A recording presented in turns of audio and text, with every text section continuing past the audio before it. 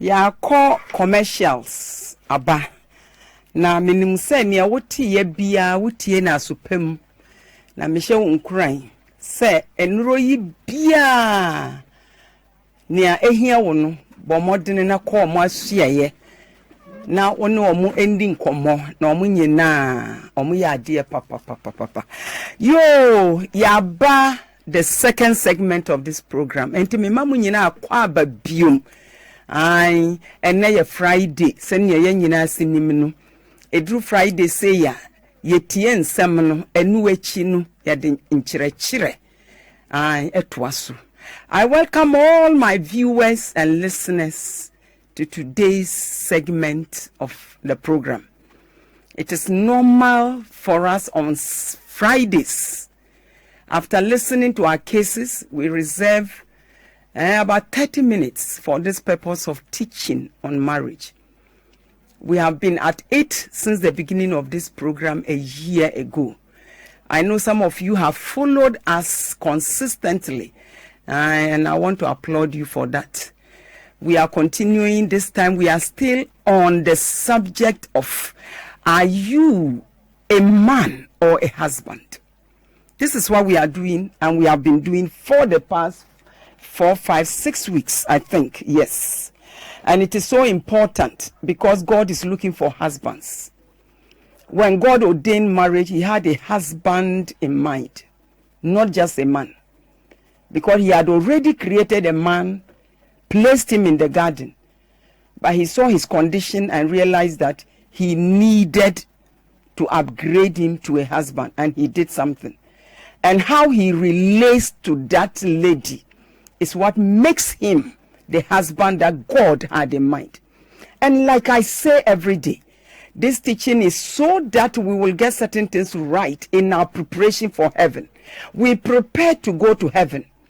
We just don't arrive because we were humans on earth and all of a sudden we find ourselves in heaven. No.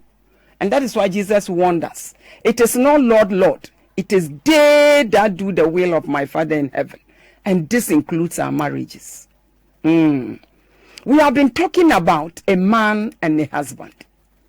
If you have listened consistently since we started, you will see what separates the two of them. There is a separation between the two of them. And I would rather encourage you to transition from a man to a husband, because that is what God is looking for. We arrived last week, Friday, at Cleveland, and what we talked about was faithfulness. I said we will continue today. Faithfulness. The man God calls a husband is that man who is faithful to that woman he himself chose. Even if it is somebody who proposed her, you accepted the proposal and the marriage went on. You know, so that is the woman we are talking about, and God expects nothing less than faithfulness. And who is that faithful one? When we say this man is faithful to his wife, what type of attitude do we see in such a one? Last week we said he is true and accurate, not changing anything. When he says it's blue, it's blue. You can bring all the light on this earth and look at that particular substance, you will see that it is blue, it is not green. You know, so that fellow's yes is yes and his no is no. Can you trust your husband? Is his yes yes and his no no? We have just a very handful of them who qualify for this particular nature or attribute. You know, because most men and husbands for that matter will always not tell you the truth. In monetary terms, sometimes they say if you tell the woman the truth, she will make so many demands. No, tell her the truth. This is what God expects. Tell her the truth. And if you think that you don't have to give her the money, explain why that money cannot be used for what she's looking for. You are a Christian. Don't tell lies to your wife. If you are a Christian, let me use that phrase. If you are a Christian, don't tell lies to your wife. You know, if you don't have, say you don't have. Don't tell lies when you have. And most often you have. But it's just because you don't want to give. You don't want any unnecessary pressure. You have something that you think you need for yourself. So the only way to just shut her up is to lie. Thou shalt not lie. This is God's commandment. You know, a faithful husband will not lie. You know, you are putting up a project. It could be a building, it could be an enterprise somewhere. You are hiding it. It is a third person that comes to inform your wife. And the day she confronts you with that truth, hell broke loose in the house. Why do you have to do this? She's your wife, especially those of us who are quick at running to God at the altar and vowing to do these things. You know, last week I said this attribute or character of faithfulness underpins the vows that we make during our marriages. You know, everything you have is his, everything he has is yours. And if indeed that is true, what do I have to hide? Is it that you fear she will come for it? Or what? You know? So, that is one aspect of faithfulness in every area of your lives. Faithfulness.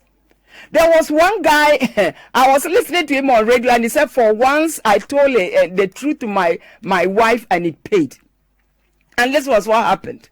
He was driving, maybe let's take it on the Swami Road. He said the usual thing is that when he's on Swami Road and the wife asks him, you tell him he's on Tech Road. Or he's on the Santasi Road. You know, but this time around, he chose to tell the wife the truth. She didn't even know. So the wife said, look into your mirror, look at your back. And she was driving directly behind him. Can you imagine? If he had said he was on another road, he would have just been caught red-handed, hands down. You know, and that doesn't honor you. You know, that doesn't honor you. The place God has put you in that family, you don't need to bring it down. Lies dishonor you. You know? So the faithful husband is one who is true and accurate. His no is no, his yes is yes. His blue is blue, and his green is green. Let that one be you. Another attribute of such a person. Niamika kwa wiye se say ya enen bebia ya ja last week no. Ai, ya se okunu ne bema odi nukure ema ne yere. Ni you ya you ne debi eye debi. Oka asam no a eye turodo. Me se ekunu ne me bi. Omunso na doso, especially through sikasem. Osuro so obeka no kura na kire ne yire osuro se ne yire ne be pesika ne bi o de be ye bibia ono o pa kire se o ye obanti obesesika no ana obefsra no sika ne bi agi enti na se on kan kire ne se eni ho ana se o de ye bibi foforo no bi ye bibi foforo sai no de ye no kure ai se emfa ne se enti wo be hu se sikasem mu ye ndi no kure ye ndi no kure kwata. Yendi nukure enyo nye. Enya mina enya mami o. Enya nyamine aka. Wasi yema ya yu nye yu. Wasi ma yenchwa ntro. Uyo biya wotatwa ntro. Weni mo nyam esote.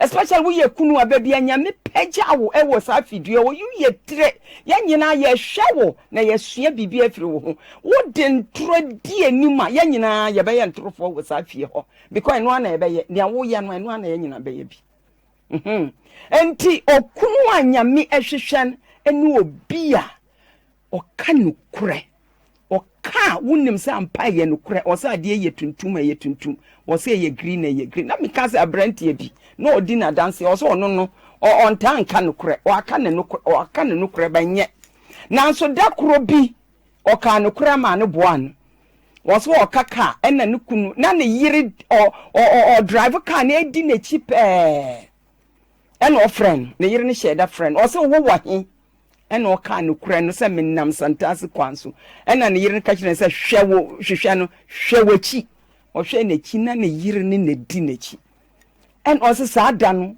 o danya miase efisa nka o twantro se menam so ame kwanso ana menam tek kwanso na o nam santase kwanso anka ne yiri ka kire se dan wachi na hwe anka o koka ne se ana wahu enti okunu mesrawo chase na kanu kura ne kira wo yiri se sekanti na wonya ne open manua ka kire ne se sikayi a wo bisai ewom se me wo sika ba ye de ye sei me de mouse sei a emboa enu anu no wo nukura no emma wo yire ma wonya torofo no ma yensuro nyame sanyame se ma me ntwa ntora me yire ontimi push no ma me ntwa ntora da ye tatete ma de wo ka nukura kire mo ma de kaisa wo yo kristoni na wo pe heaven akọ emma wo yire emma wo ntwa ntoro ka nukura no enu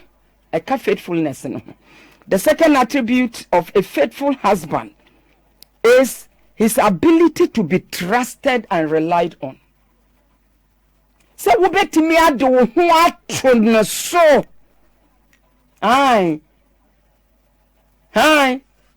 that you can trust him and rely on him. It's so important. You know why I'm repeating this? I'm just adding a little from what we did yesterday. Is that the whole foundation of marriage is this particular attribute. We started with friendship and companionship. Yes. And we went to loyalty. You have some who are like that. They are friends and you are always together, but they don't tell you the truth. They don't. You know, and that is why we are hammering on this. It is the foundation of all the vows we make. It underpins and undergets all, and it is what holds the marriage. Can I rely on this man? Can I trust him? If the answer is no, that marriage has no grounds. It's just a matter of time. You know, can your husband trust? Are you open? Are you transparent? Can your wife see through you? You know, when we read Genesis 2:24, we are 25. From 24 we come to 25. You know, he says Adam and his wife, both of them were naked and they were not ashamed. It is not just physical nakedness. It is openness and transparency. You know, when this woman got it wrong, he shared it with the husband. He told him, this is it. This is the apple. This is how I got it. She ate it, gave it to the husband.